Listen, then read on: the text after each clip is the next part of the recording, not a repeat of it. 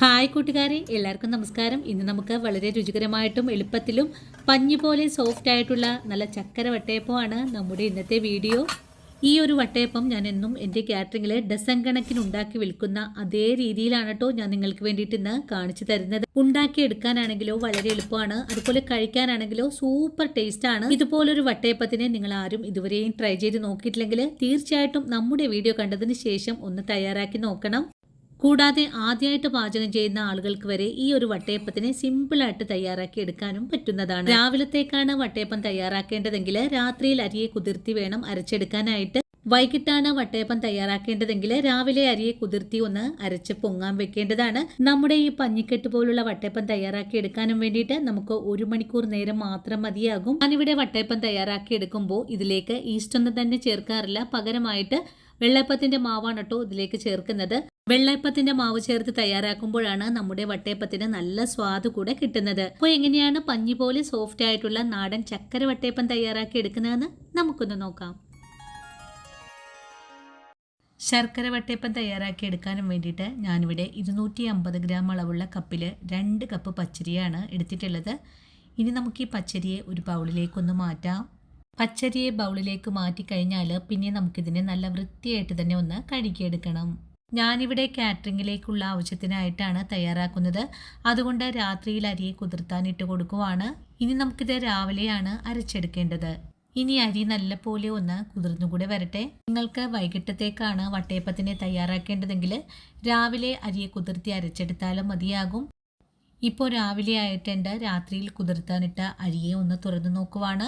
നല്ലതുപോലെ ഒന്ന് കുതിർന്ന് വീർത്തൊക്കെ കിട്ടിയിട്ടുണ്ട്. ഇനി നമുക്കുടൻ തന്നെ ഇതിനെ ഒന്ന് അരച്ചുകൂടി എടുക്കാവുന്നതാണ്. നല്ലതുപോലെ അരിയെ കുതിർത്തിയെടുത്താൽ നമുക്ക് ഇനി കഴുകിയെടുക്കേണ്ട ആവശ്യമൊന്നുമില്ല. ഒരു മിക്സിയുടെ ജാർ എടുത്ത് വെച്ചിട്ട് ഇതിലേക്ക് നമുക്ക് അരിയെ ഒന്ന് വാരിയിട്ട് കൊടുക്കാം. 2 തവണ കൊണ്ടാണ് നമുക്ക് അരിയെ അരച്ചെടുക്കാൻ സാധിക്കുന്നത്. ഇനി നമുക്കിതിലേക്ക് മധുരത്തിനായിട്ട് 1 കപ്പ് ശർക്കരപ്പാനി ഒഴിച്ചു കൊടുക്കാം. തന്നെ 1 കപ്പ് അളവിൽ ചോറ് കൂടെ ചേർക്കുന്നുണ്ട്. ചോറും ചേർത്ത് കഴിഞ്ഞാൽ പിന്നെ നമുക്കിതിലേക്ക് 1 കപ്പ് അളവിൽ തന്നെ തേങ്ങ കൂടെ ചേർക്കാവുന്നതാണ്. തേങ്ങ കൂടി ചേർത്ത് കഴിഞ്ഞാൽ 1/2 സ്പൂൺ അളവിൽ നല്ല ജീരകം ചേർക്കുന്നുണ്ട്. ജീരകം ചേർത്ത് കഴിഞ്ഞാൽ പിന്നെ നമുക്ക് 8 ഏലക്ക വേണം. ഇതിൻ്റെ തോലെല്ലാം ഒന്നെടുത്ത് മാറ്റിയതിന് ശേഷമായിരിക്കണം ഇതിലേക്ക് ചേർക്കേണ്ടത്. ഇത്രയും ചേരുവകൾ മിക്സിയുടെ ജാറിലേക്കൊന്ന് മാറ്റിക്കഴിഞ്ഞാൽ പിന്നെ മാവ് പൊങ്ങി കിട്ടുന്നതിനായിട്ട് 1 ടീസ്പൂൺ അളവിൽ ഈസ്റ്റാണ് ചേർക്കുന്നത്. ഞാനിവിടെ വട്ടയപ്പം തയ്യാറാക്കുന്നത് വെള്ളയപ്പത്തിൻ്റെ മാവ് വെച്ചിട്ടാണ്.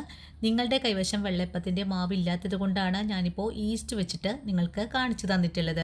നിങ്ങളുടെ കയ്യിൽ വെള്ളയപ്പത്തിൻ്റെ മാവ് ഉണ്ടെങ്കിൽ ഇത്രയും അളവ് ചേർക്കാവുന്നതാണ്. നമ്മുടെ വട്ടയപ്പത്തിന്റെ മധുരമൊക്കെ ഒന്ന് ബാലൻസ് ആക്കാനും വേണ്ടിയിട്ട് 1/4 ടീസ്പൂൺ അളവിൽ ഉപ്പ് ചേർക്കാം. ചേർത്ത് കഴിഞ്ഞാൽ പിന്നെ നല്ല വെണ്ണ പോലെ തന്നെ ഒന്ന് അരച്ചെടുത്തിട്ട് വരാം. ഞാനിവിടെ വെണ്ണ പോലെ അരച്ചെടുത്തിട്ടുണ്ട്. അരച്ചെടുത്ത ബാറ്റർ ഞാനൊരു പാത്രത്തിലേക്ക് തന്നെ ഒഴിച്ചു കൊടുക്കുവാണ്. ശേഷം നമുക്ക് രണ്ടാമതും അരിയെ അരച്ചെടുക്കണം.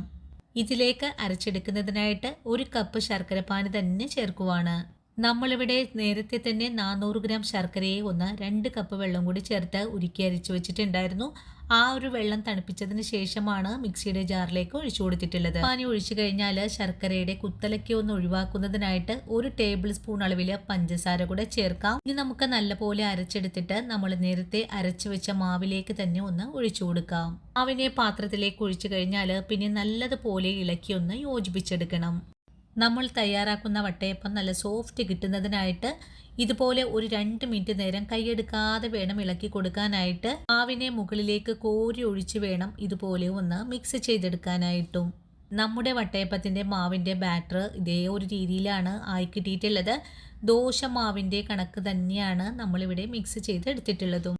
2 മിനിറ്റ് നേരം നല്ലതുപോലെ സോഫ്റ്റാക്കി മാവിനെ എടുത്തിട്ടുണ്ട്. ഇനി നമുക്കിതിനെ 1 മണിക്കൂർ നേരത്തേക്ക് ഒന്ന് പൊങ്ങാനായിട്ട് മൂടി വെച്ച് കൊടുക്കണം. 1.5 മണിക്കൂറിന് ശേഷം മൂടിയൊന്ന് തുറന്ന് നോക്കുവാണ്. ഇപ്പോൾ നമ്മുടെ വട്ടയപ്പത്തിൻ്റെ മാവ് നല്ല രീതിയിൽ തന്നെ പൊങ്ങി വന്നിട്ടുണ്ട്.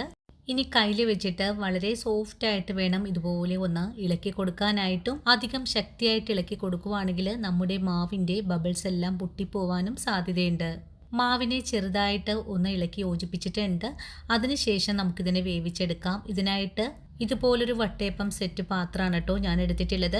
ഇതിലൊരു 3 പാത്രം ഉണ്ടാവും. ഇതിൽ കുറച്ച് വെളിച്ചെണ്ണ കൂടി ഞാൻ പുരട്ടിയിട്ടുണ്ടായിരുന്നു. അതുപോലെ ഞാൻ ഇതിനെ ഒന്ന് സ്റ്റീം ചെയ്ത് കൂടി എടുത്തിട്ടാണ് നമുക്കിതിലേക്ക് മാവ് കോരി ഒഴിക്കേണ്ടത്. ഞാനിവിടെ വട്ടയപ്പം തയ്യാറാക്കി വിൽക്കുന്നത് ഇതേ ഒരു അളവിലാണ്. ഇതിലേക്കൊരു 4 കയ്യിൽ കോരി ഒഴിക്കുന്നതാണ് കേട്ടോ നമ്മുടെ ഒരു വട്ടയപ്പത്തിൻ്റെ മാവിൻ്റെ അളവ്. ആദ്യ വട്ടയപ്പത്തിൻ്റെ മാവ് കോരി നിറച്ച് കഴിഞ്ഞാൽ പിന്നെ നമുക്കിതിനെ വേവിക്കാനായിട്ട് സെറ്റിലേക്ക് വെച്ച് കൊടുക്കാം. അത് കഴിഞ്ഞ് അടുത്ത പാത്രത്തിൽ നമ്മൾ ഇതുപോലെ ഒന്ന് കോരി ഒഴിച്ചു കൊടുക്കുവാണ്. അതിനുശേഷം മൂന്നാമതും മാവിനെ കോരി ഒഴിച്ചു കൊടുക്കുന്നുണ്ട്. മൂന്നാമതും പാത്രത്തിലേക്ക് മാവിനെ കോരി ഒഴിച്ചു കഴിഞ്ഞാൽ പിന്നെ നമുക്കിതിനെ ലോക്ക് ചെയ്ത് കൂടെ കൊടുക്കാം. പാത്രം ലോക്ക് ചെയ്ത് കഴിഞ്ഞാൽ പിന്നെ നമുക്ക് ആവി പാത്രത്തിലേക്കാണ് ഇതിനെ വെച്ചു കൊടുക്കേണ്ടത്. ഇങ്ങനെ ചെയ്തെടുക്കുമ്പോൾ നമുക്കൊരു 3 എണ്ണം ഒറ്റയടിക്ക് തന്നെ വേവിച്ചെടുക്കാൻ സാധിക്കുന്നതാണ്. ഇതിനെ ഞാനൊരു ആവിപ്പാത്രത്തിലേക്ക് കൂടെ ഒന്ന് മാറ്റിയിട്ടുണ്ട്. ഇനി നമുക്ക് 20 മിനിറ്റിന് ശേഷം മാത്രം മൂടി തുറന്നെടുത്താൽ മതിയാവും. ഞാനിവിടെ ഫുൾ ഫ്ലെയിമിലാണ് ചക്കര വട്ടയപ്പം വേവിക്കാൻ വെച്ച് കൊടുത്തിട്ടുള്ളത്. ഒരു 20 മിനിറ്റ് കഴിഞ്ഞപ്പോൾ വീണ്ടും മൂടി തുറന്ന് നോക്കുവാണ്. ഇപ്പോൾ നമ്മുടെ വട്ടയപ്പം നല്ലപോലെ വെന്ത് വന്നിട്ടുണ്ട്. ഇനി നമുക്ക് ഈ പാത്രത്തിനെ ഒന്ന് താഴേക്ക് ഇറക്കി വയ്ക്കാവുന്നതാണ്. അതിനുശേഷം നമ്മുടെ സെറ്റിൽ നിന്നും ഓരോ പാത്രത്തിനെയും ചൂടാറാനായിട്ട് താഴേക്ക് ഇറക്കി വെച്ച് കൊടുക്കാം.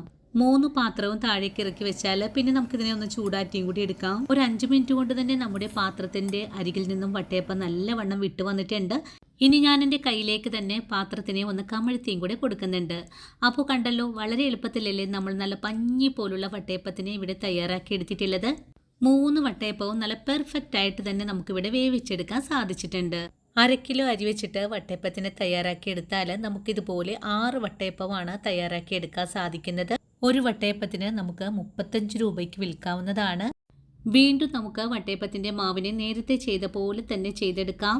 ഒരു ബുദ്ധിമുട്ടും ഇല്ലാട്ടോ വട്ടയപ്പത്തിന് തയ്യാറാക്കി എടുക്കാനായിട്ടും. നമ്മൾ ഇതിലേക്ക് ചേർത്തിട്ടുള്ള കാര്യങ്ങളെല്ലാം തന്നെ നല്ല പെർഫെക്റ്റ് ആണെങ്കിൽ നമുക്ക് നല്ല രീതിയിൽ തന്നെ വട്ടയപ്പം സോഫ്റ്റ് ആയിട്ടും വേവിച്ചെടുക്കാൻ സാധിക്കുന്നതാണ്. നമ്മുടെ വീഡിയോ കണ്ടിട്ട് കാറ്ററിംഗ് ഒക്കെ തുടങ്ങിയ എൻ്റെ കൂട്ടുകാർക്ക് ഈ ഒരു വീഡിയോ വളരെ തന്നെ ഉപകാരപ്രദമായിരിക്കും.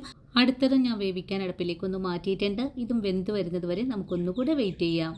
രണ്ടാമതും വേവിച്ചെടുത്ത വട്ടയപ്പത്തിനെ ഞാൻ താഴേക്കൊന്ന് ഇറക്കി വെക്കുവാണ്. ഈ ഒരു വട്ടയപ്പവും ചൂടാറിയതിന് ശേഷം പാത്രത്തിൽ നിന്നും നമുക്ക് അടർത്തി മാറ്റാം. ഈ ഒരു സെറ്റ് വെച്ചിട്ട് നമുക്ക് വളരെ എളുപ്പത്തിലാണ് കേട്ടോ വട്ടയപ്പത്തിന് തയ്യാറാക്കാൻ പറ്റുന്നത്. അപ്പോൾ കണ്ടല്ലോ കൂട്ടുകാരെ, വളരെ എളുപ്പത്തിലും രുചികരമായിട്ടും തയ്യാറാക്കി എടുത്തിട്ടില്ല നല്ല പഞ്ഞി പോലുള്ള ചക്കര വട്ടയപ്പം. ഈ ഒരു വീഡിയോയും എൻ്റെ കൂട്ടുകാർക്ക് വളരെയധികം പ്രയോജനകരമായിരിക്കും. വീഡിയോ കണ്ട് ഇഷ്ടമായിട്ടുണ്ടെങ്കിൽ എന്നും പറയുന്നത് പോലെ നമ്മുടെ ചാനൽ ഒന്ന് സപ്പോർട്ട് ചെയ്യണേ. അതുപോലെ നിങ്ങൾക്ക് ഈ വീഡിയോ കണ്ട് ട്രൈ ചെയ്ത് നോക്കുമ്പോൾ ഉപകാരപ്രദമായി എന്ന് തോന്നുവാണെങ്കിൽ നിങ്ങൾക്ക് കിട്ടിയ ഈ ഒരു അറിവിനെ നിങ്ങളുടെ കൂട്ടുകാരിലേക്കൊന്ന് ഷെയർ ചെയ്ത് കൊടുക്കാനും വീഡിയോയെക്കുറിച്ചുള്ള അഭിപ്രായങ്ങളെല്ലാം കമൻസ് ആയിട്ട് അറിയിക്കാനും മറക്കരുത് കേട്ടോ. ഇനിയിപ്പോൾ ആദ്യമായിട്ട് വീഡിയോ കാണുന്ന കൂട്ടുകാർ ആരെങ്കിലും ഉണ്ടെങ്കിൽ ഒന്ന് സപ്പോർട്ട് ചെയ്യണേ. സപ്പോർട്ട് ചെയ്തിട്ട് ആ കുഞ്ഞു ബെല്ലൈക്കണും കൂടെ ഓൾ ഓപ്ഷൻ അടിച്ചിടാനും മറന്നു പോകരുത്.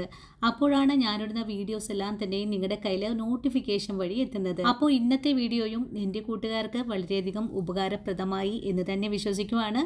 ഇനിയും നിങ്ങൾക്ക് വേണ്ടിയിട്ട് നല്ല നല്ല വീഡിയോസ് ഒക്കെ ആയിട്ട് ഞാൻ നാളെയും ഓടിയെത്തുന്നതാണ്. അതുവരെയും വീഡിയോ കണ്ട് സപ്പോർട്ട് ചെയ്ത എൻ്റെ എല്ലാ കൂട്ടുകാരോടും ഇനിയും കാണാനിരിക്കുന്ന എൻ്റെ പ്രിയ കൂട്ടുകാരോടും ഒത്തിരി നന്ദി സ്നേഹമൊക്കെ അറിയിച്ചുകൊണ്ട് ഇനിയും നല്ലൊരു വീഡിയോ ആയിട്ട് നാളെ ഓടിയെത്താം. അതുവരെയും ഒത്തിരി സ്നേഹത്തോടെ വീണ്ടും കാണാം.